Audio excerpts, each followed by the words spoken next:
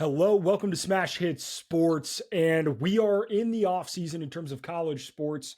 We have college baseball going on right now. LSU just won a gymnastics national championship, but it's time for the NFL draft, and this is no. Every team has an unbelievable amount of hope right now, and you get to build on that in the NFL draft. It's the best part of the year for NFL teams. So let's talk about it. But before we get into it, Nick, make sure that you guys like this video, or if you are listening to the audio version of the podcast, make sure you are subscribed. It is the best way to help the podcast. This is always going to be free. So if you guys could hit us with a like, that would be a tremendous help. But Nick, NFL draft, how excited are you? Scale of 1 to 10. I would say today, Sunday, just came back from playing 18 holes, watched the Caps lose to the Rangers. I'm starting to feel the buzz for it, but I can guarantee by like Tuesday evening, it's going to be 10 maxed out, maybe even 11 out of 10. It's all I'm going to be thinking about right now. Yeah. It's like the NFL draft is something where it's like, it's not worth it to like just be juiced for weeks and months on end. Like, man, the draft, like it's, it's exciting. And that first round is awesome. But I do think Americans are sort of sickos sometimes. Like, how often do you watch rounds 4 through 7 on ESPN for like the 5 hours that it's on Saturday? Yes, it's on a Saturday. Like, no, I just get the notifications for, the Bengals. But outside of that, like, I don't watch those rounds. I'll watch Friday night and I'll watch Thursday night. But yeah, the late rounds don't really do it for me. I feel like this year's draft hasn't had as much hype around it because it's essentially locked in who the first 3 picks are going to be. Like, there's no now 2 and 3 might be different, but it's going to be Caleb Williams, Jaden Daniels, Drake May. It's just what order are those second 2 going to be in? But like, those are going to be the first picks of the draft. I think that this, I feel like we can't speak too soon because I do think the hype is going to be crazy by the time we get to it. But I also think the post-draft hype is going to be off the charts because things might happen in ways that we weren't expecting. And there's so many stars, so much of these skill position players. Like the wide receivers are off the charts. The quarterbacks are obviously, this is like when you look at next year's quarterback class, the best prospect is like Connor Weigman from Texas A&M or something, or maybe Shedeur Sanders. It's like whatever it is. This year the quarterbacks are sick. You have teams that could very much use a running back. There are some really cool running backs. You have a lot of. You got Brock Bowers. You got these cool pieces. So depending on where they go, I think the reaction is going to be prolonged and talked about for a while, whereas in past drafts, it's more of like the buildup is crazier. But I'm still pumped for it. Like I would just say, yeah, they're going to be a lot of sexy picks in this draft. Like they're going to be like, oh fuck, we got this guy. Like we are now a playoff team because we have, like if the Jets draft Brock Bowers, the Jets are going to be like, holy shit, we got Brock Bowers. We're getting Aaron Rodgers back from injury, Garrett Wilson. Like we got Mike Williams. The hype is going to be off the charts, and rightfully so. You should be like, that's what this time of the year is for. So no, I can't wait to do my draft review. I'm so pumped for it. Yeah. But yeah, like you said, a lot of these teams have hope. I think there's maybe a couple teams that, regardless of what happens, they're probably low on the hope radar. Like the Panthers, I don't think really have it. I don't think the Patriots really have it. Regardless, like the Patriots, if they draft Drake May, they still can't really feel great. Yeah. They just can't. Panthers, Bryce Young, the whole experiment. So we'll have to see. But I would say I'm at an 8 out of 10 right now, Cody. And I think I'm going to be at a 10 by Tuesday midday. And I think that I speak for both of us probably. Oh yeah. Yeah. I'm very excited, but let's talk for the quarterbacks. But before we get into the quarterback stuff, just so you guys know, we're not doing a mock draft on this show. And the reason why is because it's going to be wrong the second the draft starts. Like there's going to be a trade or something's going to happen that you can't predict, and like it's going to be wrong immediately. I like doing mock drafts; they're fun, but in terms of making an hour podcast about a mock draft, I just don't. I don't think that's the best interest, for our listeners. So, but let's talk these rookie quarterbacks. There are a handful that I think are going to be very, very good in the NFL. And then there are a handful that I think if they get into the right place could have a pretty successful NFL career. So, what teams do you think are the best set up for these rookie quarterbacks? Yeah, I mean, I feel like the Commanders have the receiving core. I think the Falcons, they have Kirk. So I remember like saying that, oh my God, if the Falcons got, you know, Drake May or Jaden Daniels, like that would be electric. But now they're off the table. So if you look at like teams that just have the receivers, the playmakers to help, Mm-hmm. the Commanders are going to get a really talented quarterback that I think could go out and have a good year. It just depends on, how much is he going to get sacked? Because like Sam Howell was sacked more than anyone ever. It seems like last year.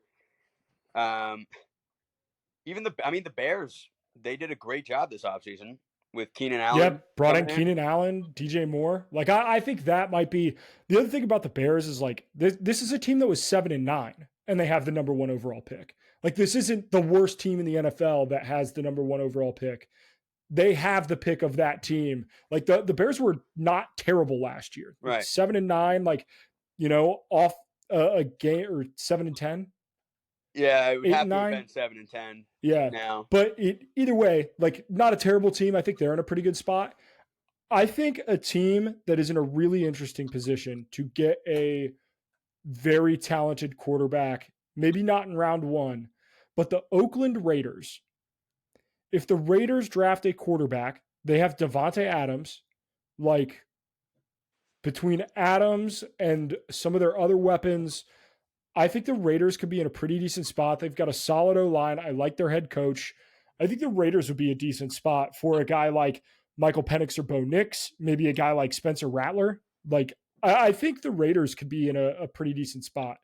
Yeah, there's just something about the Raiders where it's like I just don't trust the decision makers and I don't trust the development really. Fair, fair. It just seems like every first round pick is bad and they just are a bad franchise. That's just how I feel about the Raiders. So, um, Yeah, but like who else?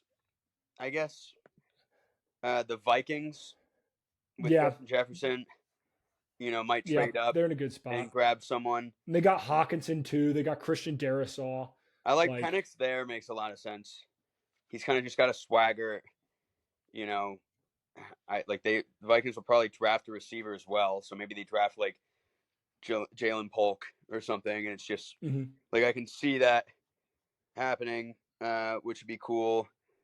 And then there's just a bunch of teams that I think probably will end up starting, like the Steelers with Russ, Kenny Pickett, and Justin Fields, right? Like, are any of those three Well, the answer? They traded Pickett to the Eagles, so now it's just Fields and Oh yeah, Wilson. yeah. So Fields and But like, Russ. yeah, I think a good spot actually would be the New York Jets Yeah, because I agree. Aaron Rodgers has 1 year left on that deal, but like they still have a lot of young pieces. Like Garrett Wilson's a talented wide receiver, and they signed Mike And they Williams, and know like they they need a have Brees backup. Hall. Yeah, like that's a thing. Like if they get a rookie quarterback in rounds 3 or 4, like I think that would be a really good landing spot for some of these later round guys that aren't necessarily world beaters, but could come in and like have a good NFL career if they're a solid backup or whatever. So, and I mean, we've seen guys with late round draft status who have shown up and been phenomenal NFL players. I mean, look at Brock Purdy might end up being the best quarterback out of that entire class. So, True. a lot of, I do think like landing spot matters quite a bit. Um, I agree. so you talked on the Vikings a little bit. I think they're almost guaranteed to make a trade. I don't think there's any shot that they sit because they currently have picks 11 and 23. I think there's no shot that they sit there and hold those picks. I think they're absolutely trading up to get a quarterback. Yeah, it just depends on how it plays out because like there are a couple teams up there that maybe could but might not take a quarterback type vibe. Like if I'm the Giants, Giants, yeah, if I'm the yeah, Giants, like you should, but do they? And like let's say they don't, and the Vikings are like, oh, maybe we can just get Jaden Daniels 11 or something. Like I can mhm. see a world, but I do think a trade makes sense. Um, it honestly makes sense with the Patriots. Like the Patriots have no one on that roster, man. Dude. I've been I think the Patriots have a shot to trade back from 3 and still get a great wide receiver like Roma Dunze or Malik Neighbors. You're going to get out of the like Marvin Harrison Jr. train, but then you could at least get one of those great wide receivers and then pair him with whoever your quarterback of the future is because like I just like if they're not in love with either Drake May or Jaden Daniels, whoever falls to them at 3, I think they absolutely should trade back. And but Like if they're also iffy it's on those guys, like you move. said, situation matters. If you draft Drake May and throw him into this system where Kendrick Bourne is your wide receiver one, you don't have tight end help, the offensive line's not great, you don't really have a good running game, the new head coach who has no experience offensively, and a defense that doesn't have that much talent. It's like the Patriots are just going to be bad. You're throwing Drake May into the fire with nothing. That You that should might be probably the worst situation for a rookie quarterback. exactly It so. is the Patriots. And Belichick's not at the helm anymore, so we'll have to see. I don't even think they have a GM. I think they're drafting without a GM. Like I don't even know what Yeah. they're doing, but they really should just try to get as many picks as they can so that they can build up the talent, and then maybe in the 4th round they pick someone like Sam Hartman or Mhm. you know who Michael Pratt is he in the draft? No, Yes, Michael Pratt is in the draft. yeah, like he's good. There's some guys that like late that I really like. So Yeah, I that's mean what they should do. right now the Patriots have what Jacoby Brissett as their quarterback. Like that's a startable like No, you can start the season with him, yeah but if he freaking yeah stinks, but some of these other rookies are looking good, but yeah. you're not going to make the playoffs, throw in that 4th rounder. See if there's something there. If there's not something there, then hopefully, you're bad enough to maybe get the top guy next year, which we'll see who that ends up being and if it's even worth it. Mhm. But we'll have to see. Yeah, I think another team that could end up trading is the Colts. I think the Colts have a shot at trading up, and here's why. I think Chris Ballard, the phrase like coaching for your job, it's like, well, yeah, they're trying to win every year. Like, there's no, but I think if the GM there, Chris Ballard, if they don't have a good year this year, I think he's gone. Because Mm. outside of the draft where they drafted Darius Leonard or Shaq Leonard and Quentin Nelson, their drafts have been very bad. Like very, very bad. They traded for DeForest Buckner. And like outside of that, like they have not had good drafts. And I think this Colts team, they are they got saved a little bit last year because Anthony Richardson got hurt. And it's like, oh well, it's a lost season. Like if Anthony Davis, Anthony Richardson comes out and he looks like a mediocre quarterback, Chris Ballard is going to be fired. So Yeah, I don't think that's going to happen. I love him. don't get me wrong, I love Anthony Richardson, but I think Ballard knows that. I think he's going to put Anthony Richardson in the best position to succeed. I think if there's a shot that one of these wide receivers, Adunze or Neighbors, is available in that like 9-10 range, I think I could see the Colts trading up to try to get him. Yeah, which is fair because you have like I'm a Josh Downs believer. I like him a lot, Yep. and Michael Pittman is a good wide receiver to have. They could probably use someone like Brock Bowers. I could not tell you who's their tight end.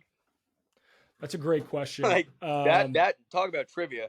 Who the hell Yeah. is the Colts starting tight end? Eric Yeah. Ebron? No, dude, he's retired. I'm pretty sure. Brandon Pettigrew?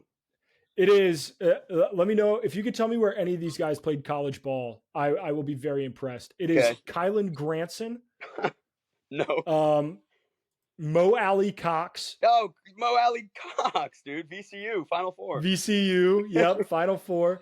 And then Jelani Woods, who is a second year guy. He was a rookie out of Virginia last year, but he was like I think like a Mo fourth Dick, round pick. dude. Mo Alley Dick. Yeah. He Yep. he's a baller. But But yeah, they could give him some help. Absolutely. yeah. Um Yep. and yeah, so I don't hate that at all. Again, we're not doing a mock, but if we were, I think we'd probably, throw something like that into the fire and see how it looked. Yep. I think other teams that I think could trade that I would find very interesting. I think the Cowboys could trade. I think the Cowboys are in a weird spot at 24 where like if they move up just a couple spots, they could get like a significantly better offensive lineman. And I think that's their biggest need. Um, Yeah, so I but think that would be yeah, pretty interesting. I just feel like the way And this draft is going to work, like I mean, Joe Alt, sure, he should probably be the first guy off the board, right? yeah, But I feel like in years past, you have had like maybe some weaker skill drafts where you just see like an O lineman go one and like three O linemen go in the top 10. And it's just like a lot of like safe tackle picks, blah, blah, blah. This yep, draft, I don't think is going to be like that. Like, I think a lot of teams are going to be shooting for some of these skill guys where you might actually have tackles fall where the Ravens could use a left tackle yeah. or a right tackle. Um, and I can see them trading out of the first round, not having a pick in the first round, and then grabbing like a tackle and a corner that they had like top 20 grades on that just happened to fall. The Ravens seem to do that every year. So I see that happening. I think all three of those teams, 30, 31, and 32, the Ravens, 49ers, and Chiefs, I think all three of those teams could trade it out of the back end of round one Yeah. because none of those teams have like gaping holes, but they could all use some depth. I think the Chiefs are probably the least likely of that group just because if they do end up trying to get like a wide receiver, they want that fifth year option. But that like all of those teams are really deep. They have really good GMs who know what the hell they're doing. And I could see a team that's trying to get that fifth year option on a quarterback trading into the back end of round one. Like if you're Yeah. trying to get 5 years of Bo Nix and you are the, you know, a team that is right like it for example if the Patriots don't draft a quarterback with that first pick they have pick 34 if they trade up back into the first round and then draft Bo Nix right with pick 30 and they get a fifth Yeah. year And then you option on like them. I don't think that would be a pick bad swap a idea. fourth and throw in a seventh. I can see the Ravens Yeah. doing that. They're like, oh, we got a seventh. We got a higher fourth. Like, I can absolutely see that happening.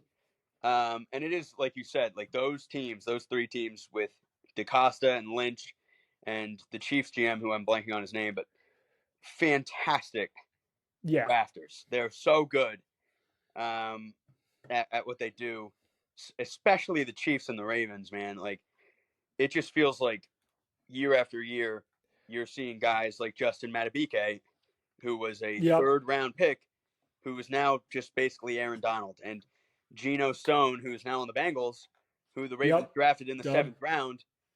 They were just like they just snag these guys, man, and they make the best out of it, and it's just brilliant to see. Yeah, and like the Chiefs, they're drafting offensive linemen like Trey Smith and whoever their center is. He was outstanding too. But Oh, they Creed got those Humphrey guys. Yeah, Creed Humphrey. They got both of those guys, on day two, and it's like that's where and like the Rashi flashy Rice. picks. Yeah, He yeah, was the like their flashy only picks are receiver. day one, but like the depth picks, those matter a lot.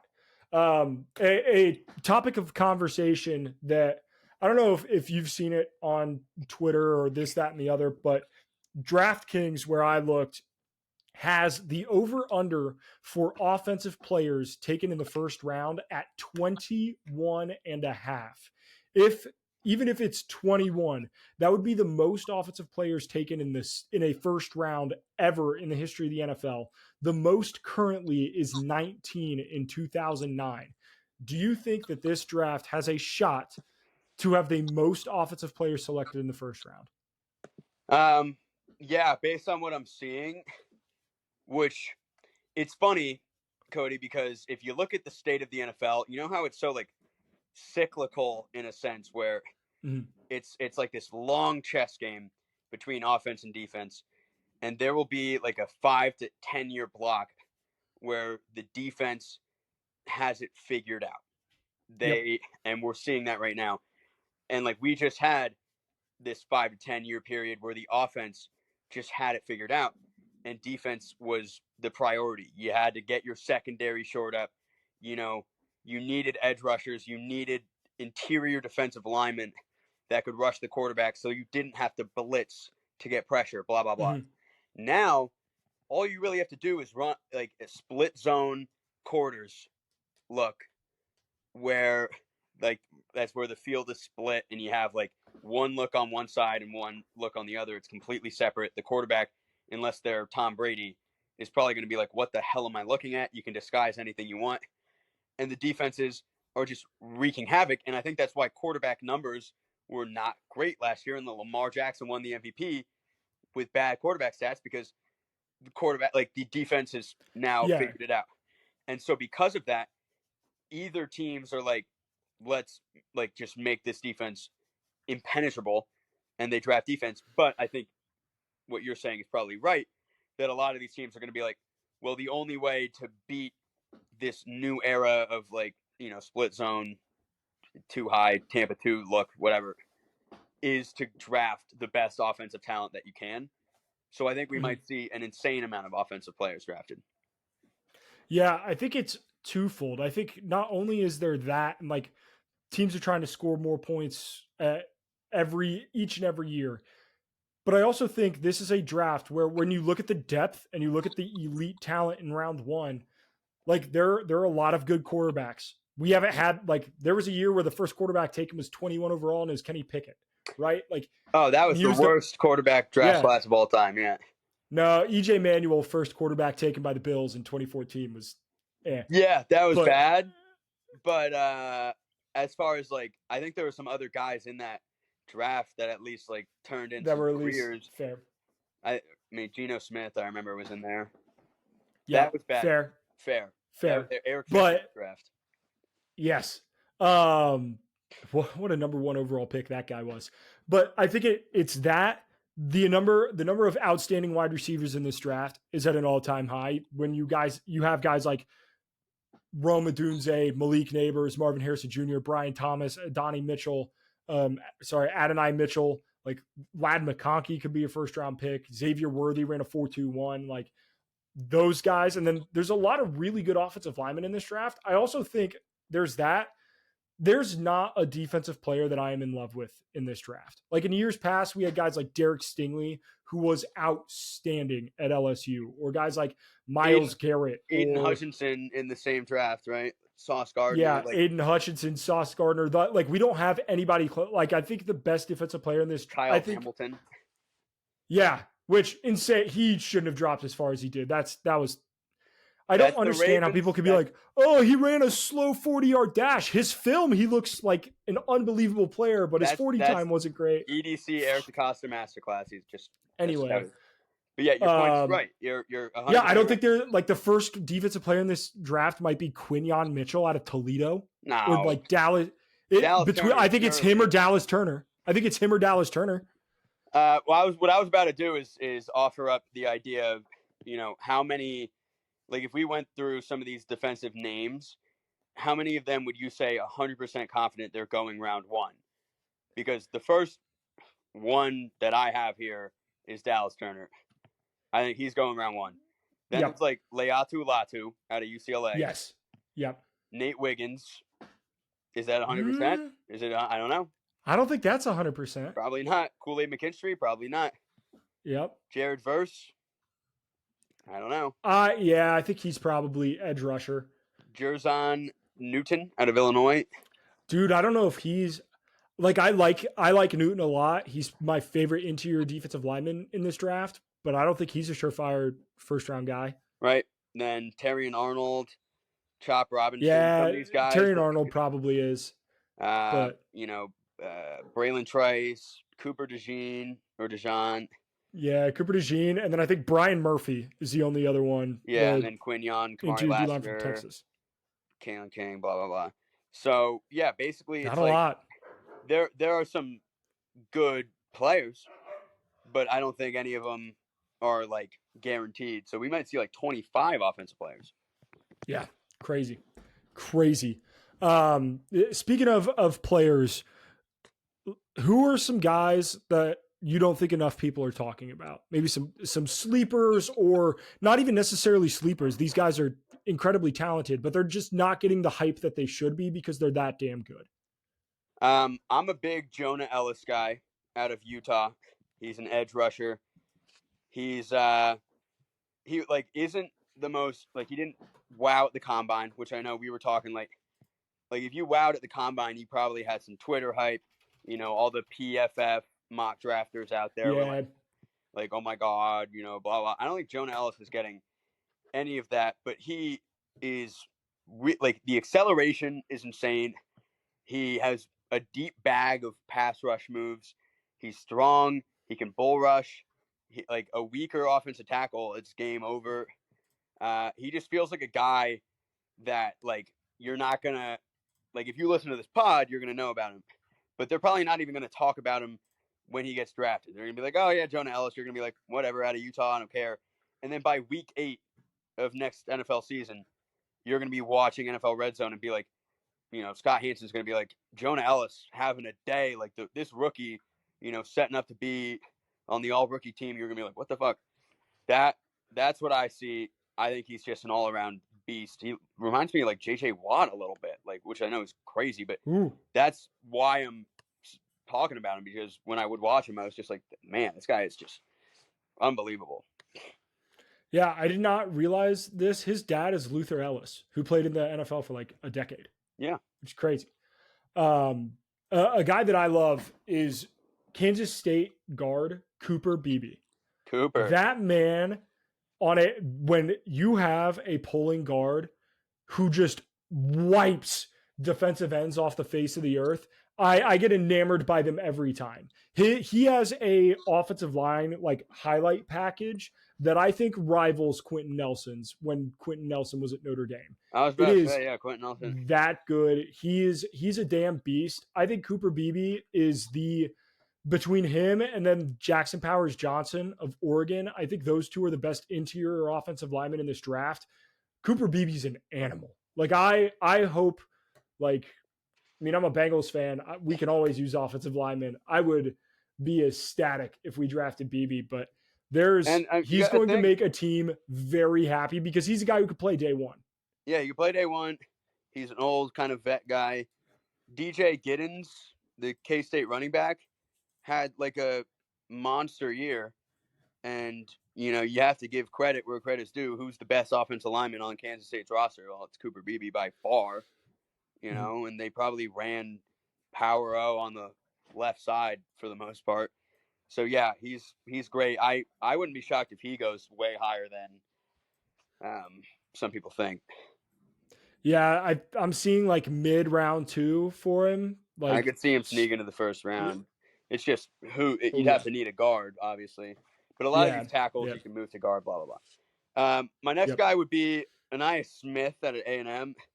He he has like the skill set and the quick, like he's like Zay Flowers kind of vibe for me. Um, and I know a lot of people are like, "Wow, Zay Flowers is just like Tyreek Hill." It's like it's not like that per se. Like he can score an EDR touchdown and he's a punt return kind of guy. But it's like the idea that he could like stop on a dime, the low center of gravity, where his ass is almost on the ground making a cut, and he's going the other way. It's like if Kadarius Toney wasn't like a weird loser, you know, his potential's off the charts. And I Smith is that prototype. And I don't think he wowed at the combine necessarily either, but he's one of those guys that if a GM is smart, you know, I can see him on a team like the Dolphins for sure. If they're just investing in that type of prototype and just going off. So Yeah, I think I think he's a guy that will benefit from the NFL rule changing kickoffs because I think it's going to be a priority now who you have returning kicks because last year I think it was 77 78% of kickoffs were touchbacks. So you could just throw whoever back there as a kick returner. It is what it is. Like, not a big deal. This year, you are going to return like 90% of kickoffs. Like, it's going to be a big deal. This guy is the only player in SEC history to have 2,000 yards receiving, 250 yards rushing, 250 kick return yards, and 250 punt return yards in his career. He can do it all. And I think teams are going to value that in a, as we get into this not weird, but new era of special teams. Yeah, I think I wasn't even really thinking about that, but that's genius. Like, you're going to be seeing some return specialists. Not that I think Anaya Smith is that, but he could become that and be Yeah. fantastic. Like, when's the last time we had someone drafted because of their ability to return kicks? Like, I don't even know if Cordarrelle Patterson was like that coming out of college, Like, he was pretty fucking good at kick returning. I know, but I don't know if he was like drafted for that reason. Like, Devin Hester was drafted, by the Bears to be their return specialist, and it paid off. But then it was like, well, we don't need a return specialist because you don't have returns. Now you're going to have returns, so it's probably very valuable and smart to go and get yourself one. And he's probably the best one in the draft, in my opinion. So, yeah, fair. The guy that I am enamored by defensively is Jeremiah Trotter Jr. Yep. Which you are very familiar with because he was a linebacker at Clemson. He is an outstanding hole filling linebacker. Like, he is a great run stuffing linebacker. And I think he's a little bit better in pass coverage than people give him credit for. He's not an outstanding athlete in terms of like, he's not a freak athlete like we've seen some of these linebackers be in recent years, but I think he is a right place, right time guy all the time. And like, there's going to be a spot for him on an NFL roster. I would love to see him in a 3-4 defense instead. Does Clemson runs a 4-3, right? Yeah, we ran the Mike Samwell with edge. So yeah, I would be interested to see him in a set with more linebackers, but I like Trotter quite a bit. I think he's going to be a damn good player in a draft that, like, there's Peyton Wilson out of NC State, but like, there aren't any linebackers who really jump off the page this year, especially like he's a true middle, like not like an edge rushing linebacker. Mike linebacker who's like the Ray Lewis prototype of just your Roquan Smith, right? You're filling the hole. You're you're gonna have to drop back in coverage, but for the most part, you're downhill. You're a downhill guy, and I think he'll thrive. And again, like what Edgerrin Cooper, I think might be the other one out of A&M, and then maybe Peyton Wilson. I'm not well versed in Peyton Wilson lore, but like you said, there just aren't that many middle linebackers.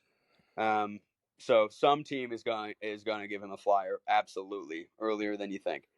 And then lastly, as far as running back goes, like, it's not the most stacked running back class. You have Travion Henderson, Blake Corum, Jonathan Brooks, Trey Benson. But then there's Bucky Irving, who's like a 4.68 or 4.65 40 type guy. He's not going to blow you away, so I think that he might be like a late round steal candidate. But we watched Oregon. They were, top 10 all year. We watched a ton of Oregon. It's the eye test with Bucky Irving. I don't care about the combine stats. What I see when I watch him is a dog. He is so good. It kind of is like Estime, but I think he's more nimble, and he's got like that elusiveness trait, whereas Estime is kind of more of that like Maurice Jones-Drew, like bowling ball type vibe. Bucky Irving, I don't even know who I could comp him to. He's a really good player, and I think he could be a 1,000-yard guy as a rookie if he gets into the right system. Damn, that's a bold take, but I like it. I don't hate that. Yeah, I mean, obviously he'd have to start, but like he is very good. Yep. All right, let's talk about our teams a little bit. I'm a Bengals fan. You're a Ravens fan. AFC North. Who do you want the Ravens to draft, and then who do you think the Ravens will draft in their first, pick or two? Well, okay. I want Nate Wiggins. Um, Well, that's selfish. yep, but I want him really bad. He runs literally it runs a 4.28. He's a god. I love him. I've been so pro Nate Wiggy, that boy Wiggy, dude. Like, we love him at Clemson. So that would be sick. We could use some corner depth. As honestly, we could use a starting, shadow corner, right? Like Marlon Humphrey's getting up there. He's still great, but just feels like something we need. Mhm.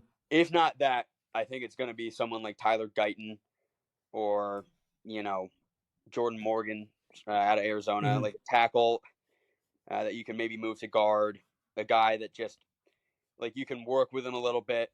You got to get some of these guys that are going to be like the later round tackles are going to be ideally like they have everything, they just need to be polished, and I think the Ravens are really good at polishing. So that's why I think the Ravens are probably going to trade back, draft a tackle, maybe a corner, and just kind of like work from there. That's my prediction. But Mhm. if it was my dream, yeah, Nate Wiggy, like there's a real chance that Kool-Aid even drops to 30. Like Yeah. someone like that where it's just like, okay, this guy could turn into, the Tariq Woolen, Sauce Gardner rookie corner that is just already like Pat Surtain. Like what you're seeing with cornerbacks recently, especially in this new defensive scheme, it's easier now. Um, they're like you can enter like the top 20 corners in the NFL as a rookie. Like you're seeing that happen Yeah. a lot. Sauce Gardner, Pat Surtain, like they did that. They were just like, we're in the league now, and we're probably like arguably the best. And I think it's worth taking a shot at someone like that. Like Kool-Aid and Nate Wiggy, that I think are just that good. Yeah. Yeah. I think that's totally fair. They're the Ravens don't have a ton of holes to fill, so you get kind of some of that luxury of adding depth to positions that like it's great to have depth in. And then if they can contribute right away, like even better. Yeah. Even better. Yep. Um I think the Bengals are going to be very boring in terms of what they're actually going to do. I would love to see because we signed Trent Brown to be our starting right tackle. Now, has he ever been healthy for a full season?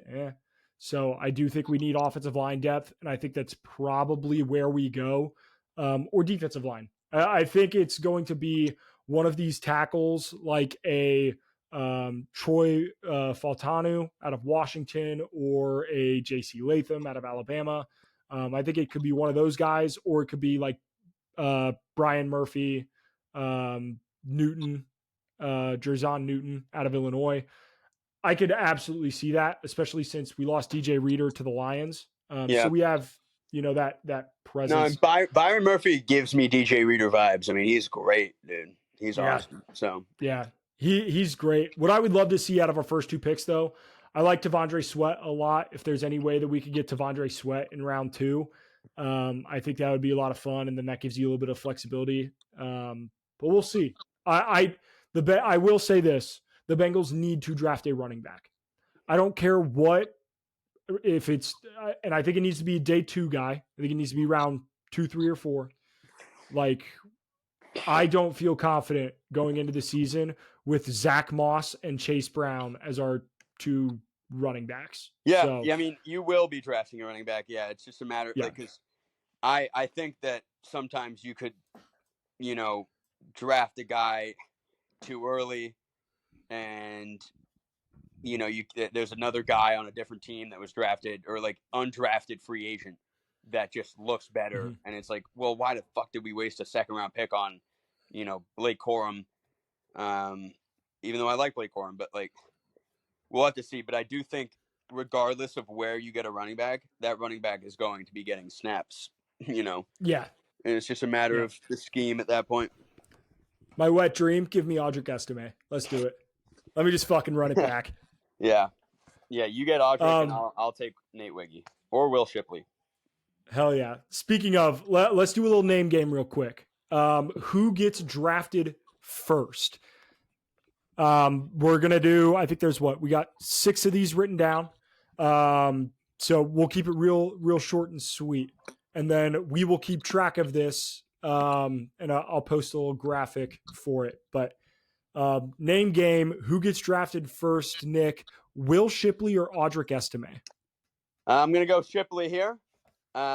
Reason being, and this is coincidental because I was going to say I think he adds more value all around the board than Estime. I think Estime is not as dynamic as, a pass catcher.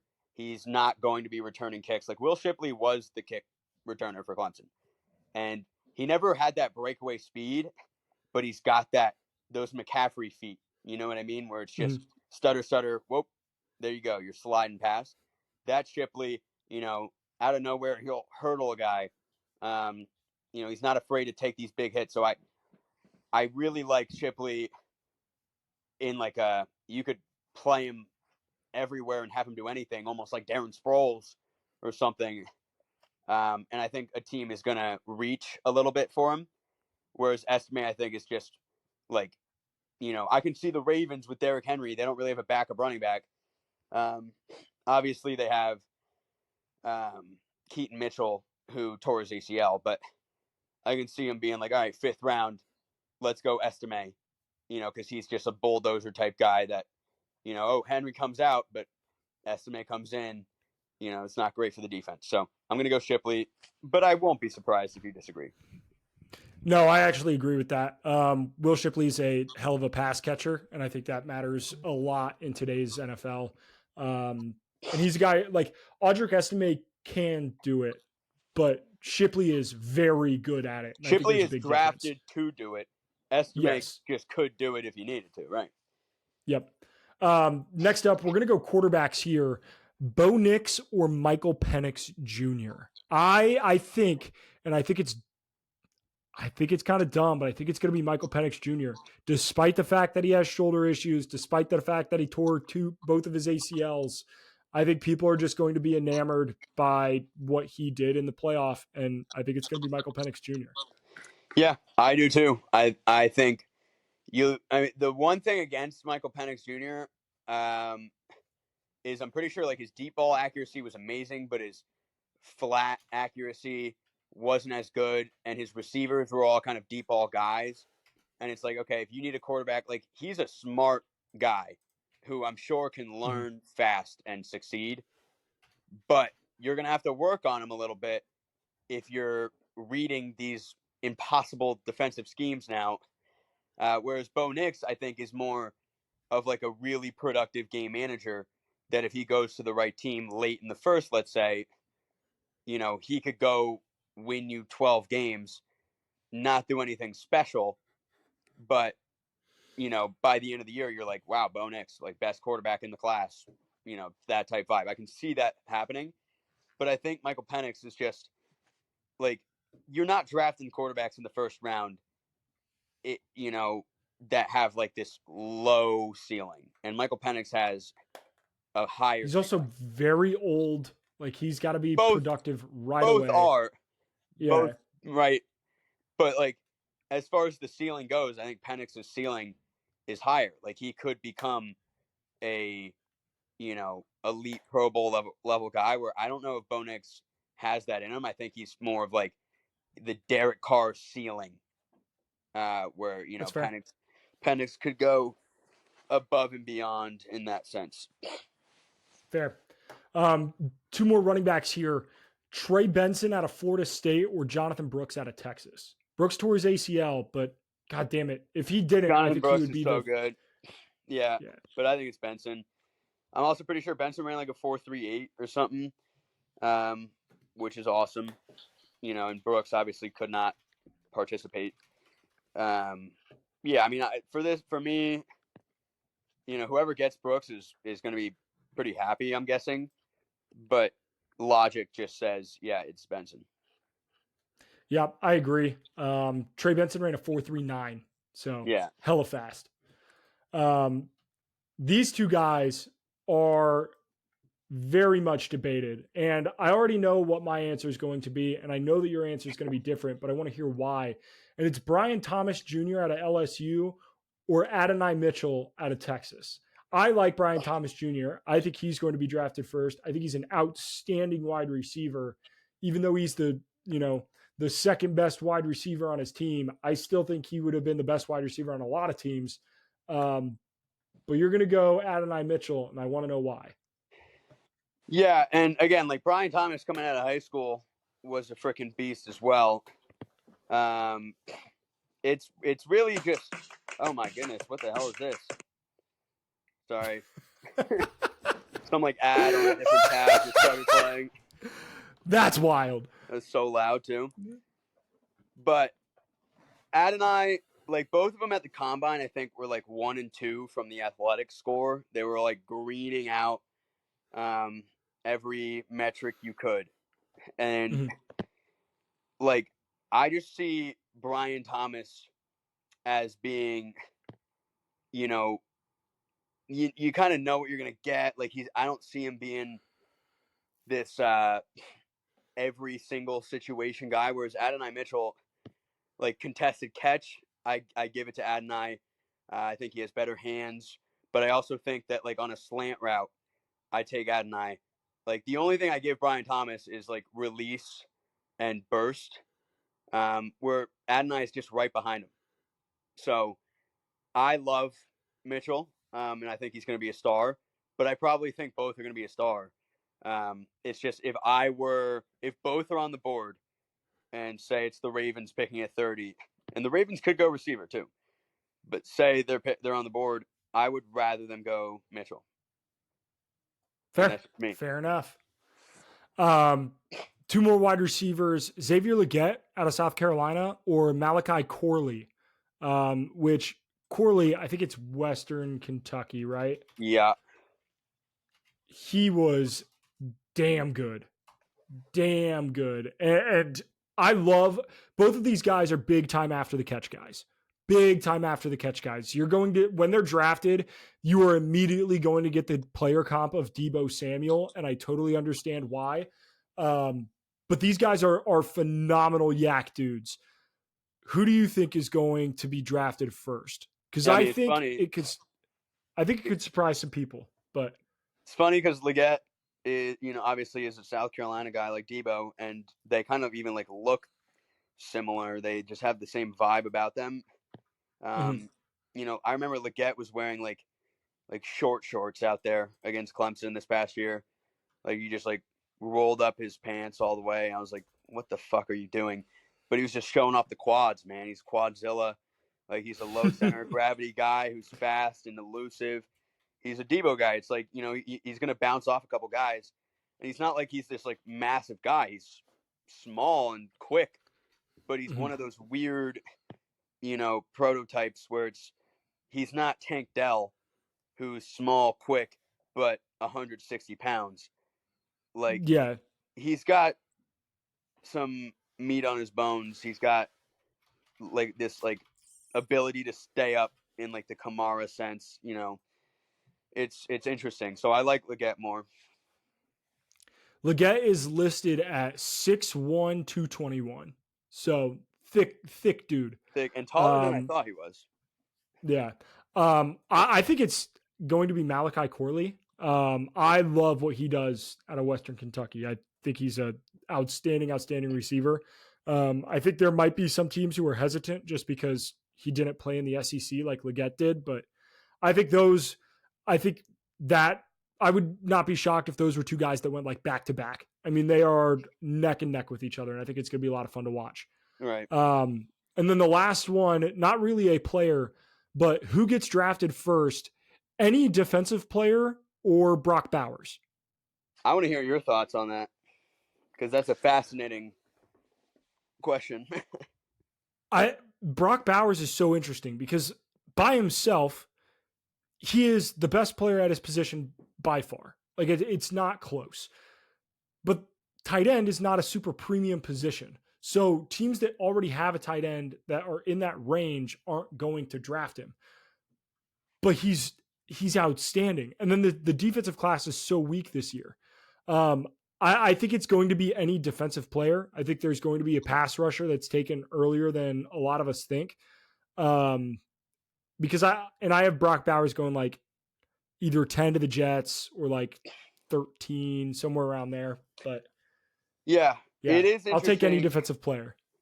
It's interesting that if you look at like tight ends that have gone in the first round, um, a lot of them don't necessarily like help with the team's success. You know, if you're Kyle Pitts, it's not really your fault.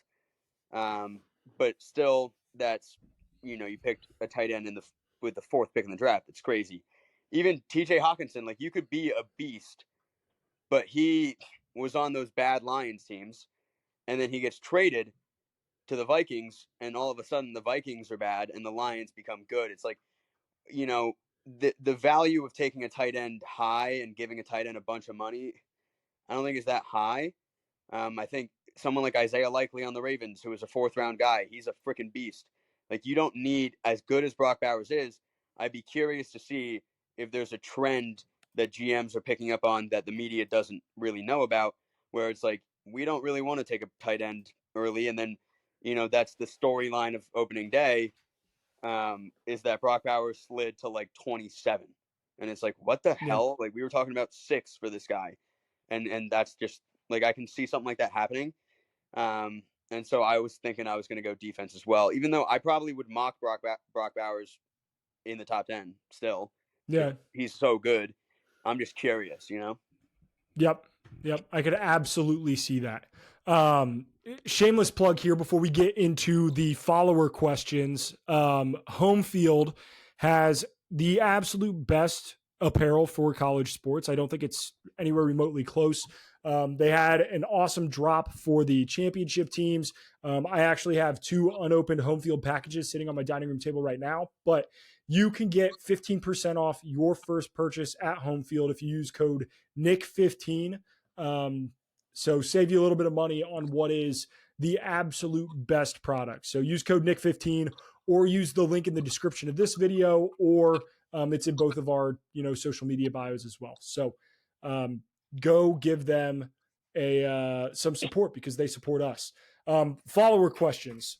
So first one, pretty simple. Is the hype true for JJ McCarthy?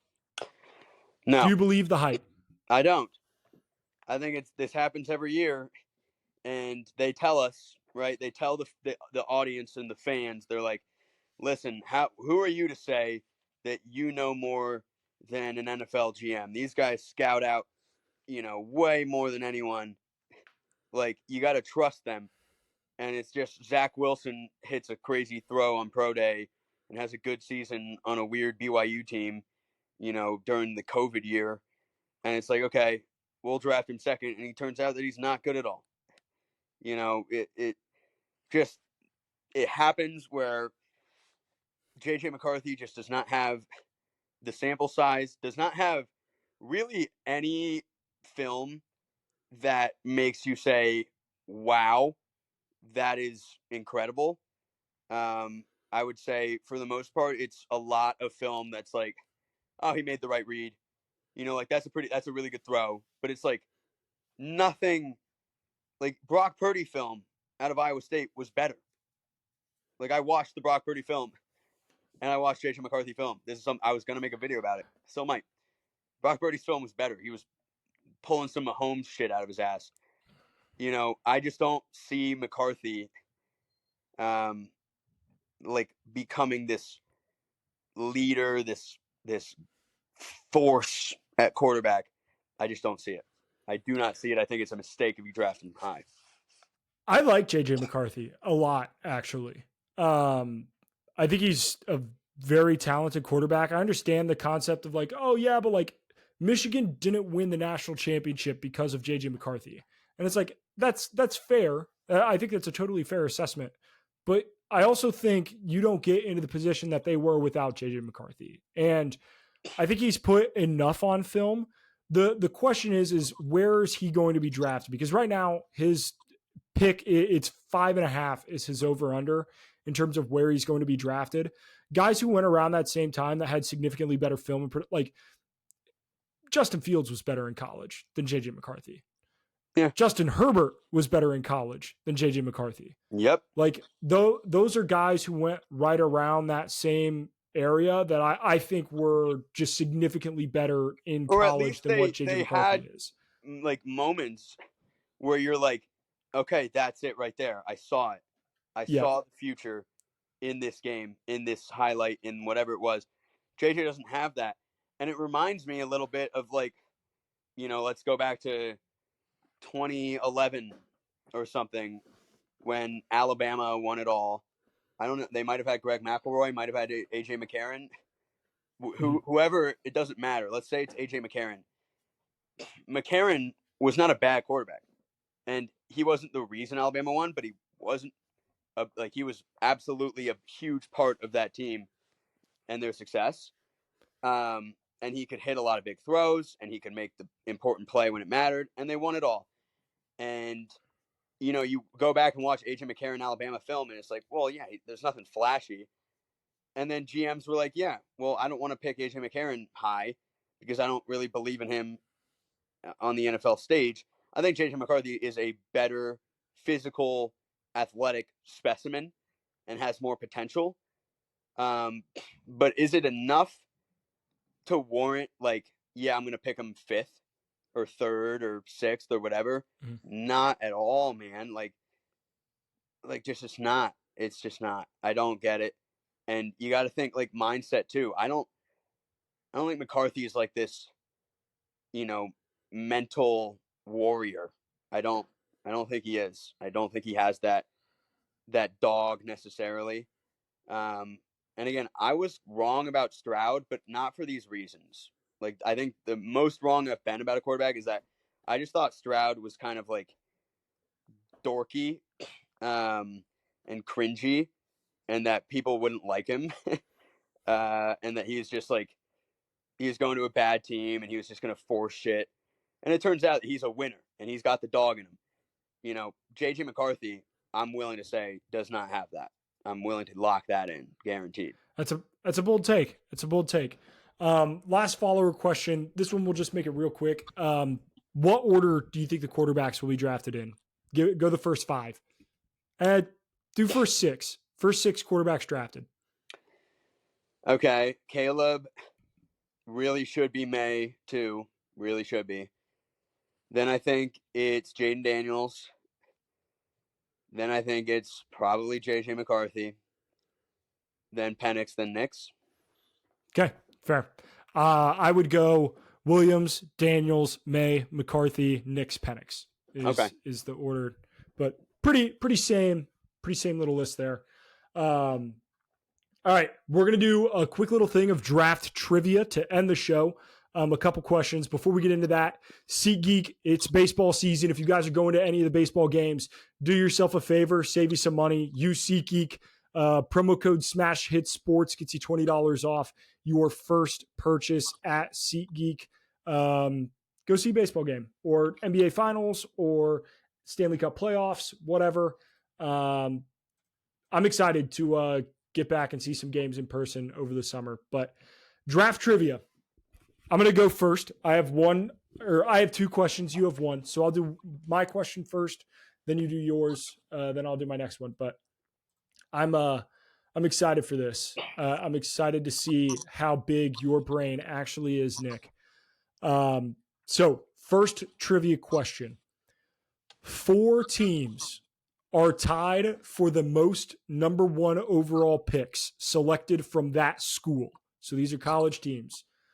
Can you name those 4 teams? They've all had 5 number one overall draft picks selected from them. Interesting. Um. Okay. Let's do Alabama. Alabama is not one of the 4. Okay. Let me try to go through. I was thinking Bryce Young, but I didn't go far enough back, so it kind of makes sense that they aren't. This is Um, all time. yeah, this is, I just didn't get deep enough into said Alabama. Yeah, I know this is you put me on the spot, so I'm trying to think live. Obviously, it's not Clemson. We go back. Oh, maybe, but I don't think so. It's got to be some. What school produces the quarterbacks? Oh, Oklahoma's got to be. Oklahoma is one. Okay. No, wouldn't be them. I can All see. three of the three remaining schools all have national titles. I was gonna say USC. USC is one. Yep. Golly. Okay, let's see. No, there's no way it's like Stanford, right? Nope. Both of these teams are west or east of the Mississippi. Yeah. I can't. I don't want to say LSU, so don't make a face. I'm not looking because I might get there. I just don't want to say it. I don't know if I want to say Florida because quarterback wise, I don't think it's been great. They have so much talent, though. Obviously, Peyton Manning at Tennessee, but Tennessee's not loaded historically. It's not going to be Auburn, even though they have Cam. Both of these teams have played in the college football playoff. Oh, interesting. Okay. I can see Michigan being an answer. Michigan is not one. Okay. I can't imagine it's Ohio State. Maybe it is. Don't say anything. Ohio State is not one. Okay. I was not going to guess them. Okay. Been in the playoff. Well, I can just go through the playoff. Florida State could be. We'll see. Hey, Jameis. It's not gonna be that. No. Maybe should I? I'll just say Florida State, Notre Dame. Notre Dame is one. Florida State's not. Florida State is not. Damn. It's one team. They produce a shit ton of NFL talent, and they have had a number one overall pick in the last 5 years. Oh, that should give it away. It should. Yeah. I just have to not be dumb for a second. Oh dear. Okay. So probably the most forgettable number one overall pick of the last 5 years. Damn it. Yeah. In the last 5 years is Burrow, and then 2020 is Lawrence. 2021 is probably the guy who I'm not thinking of because then it was. What the fuck, dude? No, don't even say it. I need to get this out of principle now. Just don't even. Dude, it's a college football playoff team. No, I don't want to hear anything. Number one overall pick anything. in the last 5 years. I'm on it. I just have to get it because my brain isn't working. 2022.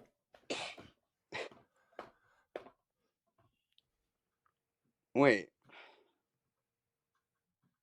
No.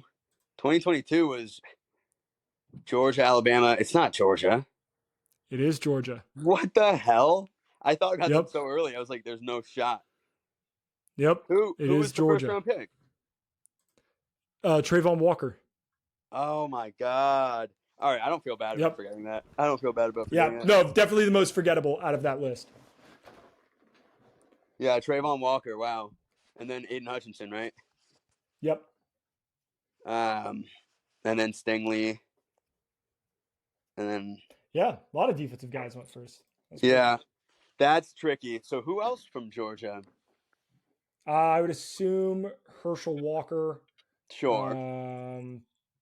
Yeah, and then I'd have to go back and look. Okay, well that was tough. Georgia was like, I remember when I was thinking Florida, I was like Florida, Georgia. Well, not Georgia. So I was wrong about that, but that's very interesting. Okay, I'll ask mine. What NFL teams have never drafted first overall? All right, I'm just going to start by going through teams that are unbelievably successful. I'm going to say the Pittsburgh Steelers are one of them. They are not. They're not. So they've had a number one overall pick? Yeah. Wow, yeah. That's crazy. Okay, wouldn't have guessed that. I'm going to say the Green Bay Packers. No, they've had a number one pick. Wow, that's wild. There are 3 teams. You're looking for 3 teams. 3 teams. Okay. Dallas Cowboys. Nope. They've had a number one pick. The Chiefs have, Bengals have, Browns have, obviously. The Ravens? Yeah, the Ravens are one of them.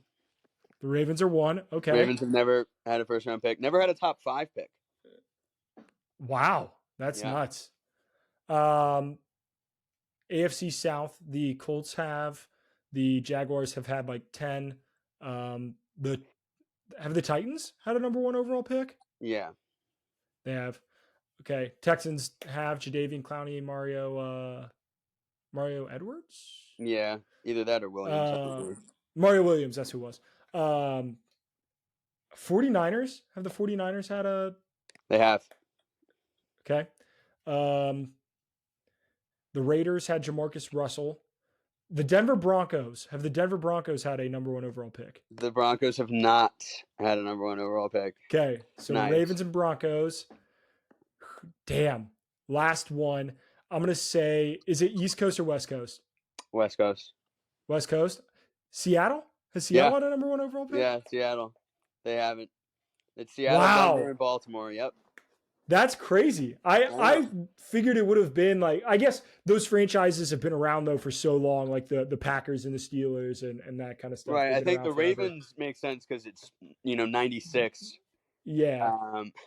So sample size, obviously is low, and then the Broncos was the biggest surprise, I think, because I would have thought Elway was. Yeah. But I think he was like 7 or something, which was kind of crazy. Cool. All right. Last one I have. These are just the college football teams with the most players drafted all time. Not to give you any layups, but these are exactly the teams that you would expect to be here. It is very much the top 10 teams that you would expect to be here. So, who are the teams with the most players drafted all time? Alabama. Alabama is tied for 5th at 401. How are they not first? Ohio State. Ohio State is 3rd at 485. LSU. LSU is 8th at 375. Florida. Florida is 9th at 372. Okay. Let's do USC. USC is 2nd at 523. Okay. What about Texas? Texas is not on the list. Okay. They're one of the first teams off. Notre Dame? Notre Dame is the number one team with the most players drafted at 525. Should have known. Draft pick you. Did I do specifically this question because of that? Who knows? Yeah, I should have. Who's to say? Foolish of me not to guess them first. Okay, let's do. Well, I'll say Georgia because clearly Georgia is at 10th at 371. Okay. You have 4th, 5th, and 7th. Oklahoma? Oklahoma is 4th at 414. Penn State. Penn State is 7th at 381. Aha. And I feel like Michigan's not on there, but I'll throw it out. And Michigan is 5th. They are tied 5th with Alabama at 401. Yeah, the fact you went almost all 10. The only one you didn't get was Texas, which I think Texas was 11th or 12th. So I got the top 11. Yeah. Nailed it. That's a rebound moment for me after fumbling. Hell Trayvon Walker. all-time bag fumble by blunder. Nick. That's a blunder. Cool. All right. Well, good. That being said, we are going to be doing more trivia and stuff as we get into the off season. Just a reminder, now that we are kind of in the off season in terms of the podcast, we're going to go every 2 weeks. So it'll be 2 weeks from now, the next time that you guys listen. So to make sure that you guys don't miss the next episode, do us a favor, like this, and then be a friend, tell a friend. If you guys got something out of this, send it to your buddy, send it to your mom, send it to your grandpa. But be a friend, tell a friend. That's the best way to help us out. and we will see you in the next one.